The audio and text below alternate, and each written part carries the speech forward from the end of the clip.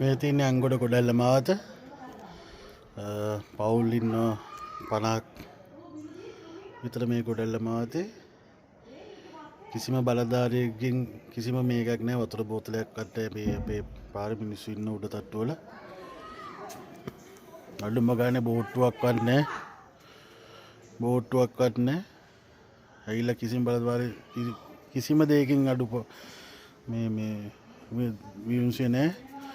මොකෝ මේ මිනිස්සු කඩ බොන්න ඕන බෝට්ටුවක්වත් දාන්න. මොකද අඩුපාඩු ටික හරි ඇවිල්ලා මේ මිනිස්සු ගෙනාලා උයාගෙන හරි කයි. අඩි 7ක් විතර වතුර තියෙනවා. පුළුවන් නම් මේ පැත්තට එකෙක් හරි යවන්න. ඔය කියන මේ මහ ලොකුට උදව් කරනවා කියන ඔය දේශපාලන කටයුතු ගාලා ඒ හොඳයි මේ හොඳයි කියලා ඔය එකෙක් ආවේ නැහැ මේ පැත්ත බලන්න කිසිම කෙනෙක්.